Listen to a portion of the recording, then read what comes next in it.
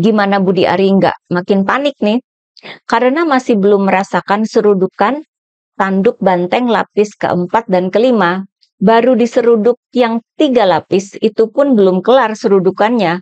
Udah kerasa banget beratnya.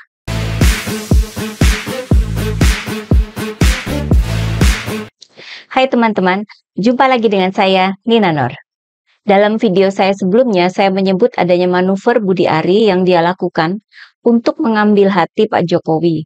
Pasalnya, Pak Jokowi kan nggak mau komentar soal disebutnya Budi Ari dalam persidangan judi online oleh jaksa. Budi Ari saya kira merasa takut kalau Pak Jokowi benar-benar nggak mau tahu. Akhirnya, Budi Ari mengambil manuver yang drastis dan ekstrim, yakni menyebut atau menuduh Menko Budi Gunawan dan PDIP sebagai otak framing atas tuduhan dirinya terlibat judol. Lalu dalam sebuah acara di media Kompas, Budi Ari juga menyebut ada partai politik yang bekerja sama dengan bandar judi online, tanpa menyebut nama partainya. Saya kira Budi Ari berharap itu akan menjadi isu liar di kalangan publik yang akan mengarah ke PDIP. Nyatanya, tuduhan terhadap PDIP itu gagal jadi isu yang berkembang di publik. Orang-orang sudah susah percaya sama omongan Budi Ari. Pihak Pak Jokowi juga senyap sampai sekarang, membiarkan Budi Ari panik sendiri. Publik lebih mendengar ucapan pakar hukum seperti Pak Mahfud MD yang menyatakan bahwa pemberitaan dugaan terlibatnya Budi Ari dalam kasus judi online itu bukan suatu fitnah atau framing. Yang membicarakan sudah ribuan orang. Dan sudah seharusnya Budi Ari digiring ke pengadilan tipikor atau tindak pidana korupsi.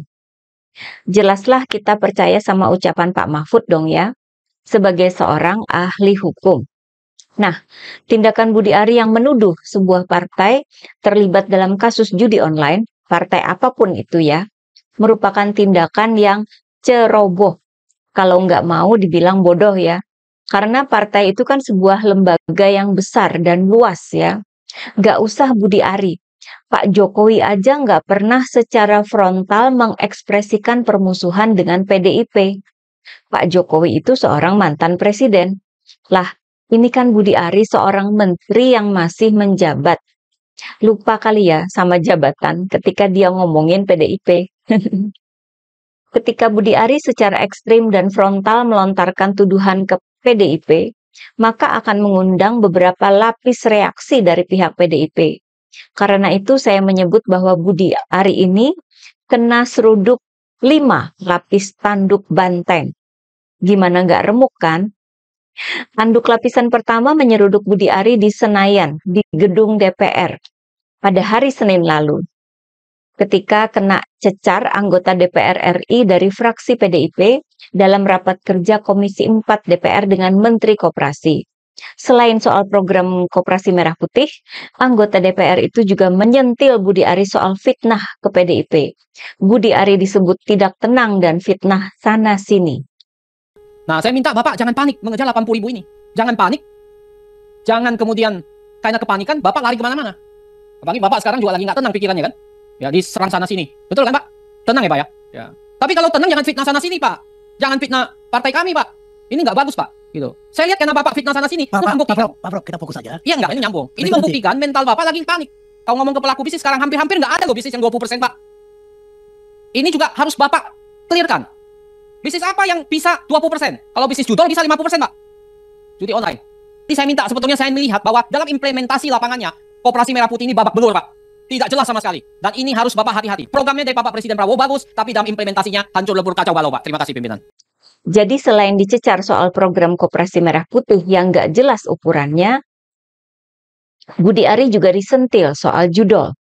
Saya kira Budi Ari baru mulai sadar betapa besar yang dia lawan ketika dia membuka permusuhan dengan partai politik. Mana partai besar pemenang pemilu kan? Itu baru lapisan tanduk banteng yang pertama. Lapisan tanduk banteng yang kedua menyeruduk Budi Ari pada hari yang sama. Di media Kompas TV, tidak ada keterangan tempatnya. Namun, saya duga lokasinya sama ya, yakni di Senayan. Ketua DPP PDIP, Mbak Puan Maharani, yang juga merupakan Ketua DPR RI, meminta agar Budi Ari jangan bicara sembarangan dan jangan berspekulasi. Mbak Puan meminta Budi Ari memberikan klarifikasi terhadap rekaman suaranya yang sekarang viral itu ya. Ketua DPR RI loh ini. Salah satu pemegang kunci pemakzulan presiden maupun wakil presiden. Sementara Budi Ari kan hanya menteri, anak buahnya presiden. Dengan tata bahasa yang kalem, Mbak Puan bisa menyeruduk Budi Ari dengan telak. Hubungan Mbak Puan kan juga dekat dengan Presiden Prabowo maupun dengan Pak Jokowi. Nah loh, besoknya pada hari Selasa kemarin, gantian lapisan tanduk banteng yang ketiga yang menyeruduk Budi Ari, yakni para kader PDIP yang melaporkan Budi Ari ke Bareskrim Polri. Walaupun di media-media disebut bahwa PDIP yang melapor, namun sebenarnya kan yang melapor itu para kader PDIP secara perorangan. Bukan dari PDIP sebagai partai ya. Ini baru para kadernya.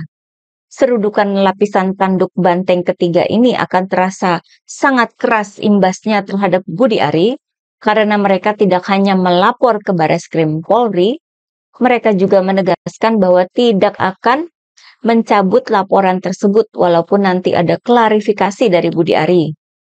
Mau Budi Ari masih jadi menteri atau kena reshuffle, laporan ini akan terus berjalan dan tidak akan dicabut.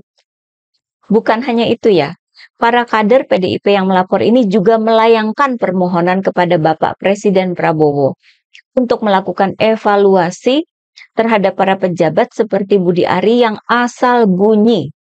Pejabat yang asal bunyi itu menurut mereka mencerminkan kualitas yang rendah. Benar dong? Tindakan Budi Ari yang nuduh sana-sini itu sudah mencoreng citra Pak Prabowo. Menteri bukannya kerja, malah nuduh-nuduh partai dan sesama menteri. Padahal yang disebut oleh jaksa dalam sidang judul kan nama dia. Bikin gaduh aja. Ingat ya, Pak Prabowo nggak suka kegaduhan. Oke, kita sampai ke lapisan tanduk banteng yang keempat, yakni Ibu Megawati, Ketua Umum PDIP. Disampaikan oleh Ketua DPP PDIP, Deddy Sitorus, bahwa Ibu Mega tersinggung dengan pernyataan fitnah Budi Ari terhadap PDIP. Ketua Umum partai manapun pasti tersinggung dong ya, dalam kapasitasnya sebagai Ketua Umum partai dan juga sahabat baik Presiden Prabowo. Sebenarnya gampang banget ya buat Ibu Mega untuk meminta agar Pak Prabowo itu memecat anak buahnya itu. Ya nggak sih? Ini merupakan potensi dampak buruk terhadap Budi Ari yang bisa jadi baru dia sadari. Jadi lapisan tanduk banteng yang keempat ini belum menyeruduk ya, baru menampakkan tajamnya ujung tanduk itu. Ambiar nggak sih buat Budi Ari? Nah, lapisan tanduk banteng kelima tentunya adalah PDIP sendiri sebagai sebuah partai. Hingga saat ini belum ada sikap resmi dari PDIP. Kabarnya mereka masih melihat perkembangan dari Budi Ari dulu.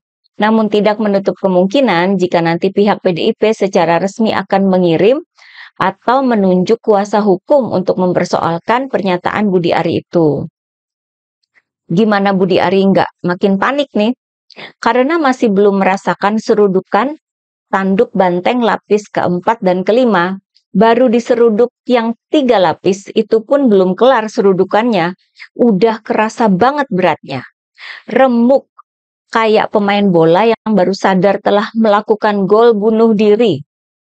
Lagi nggak enak banget deh ya. Ya salah sendiri, kok Budi Ari dengan ceroboh memfitnah partai. Partainya segede PDIP pula.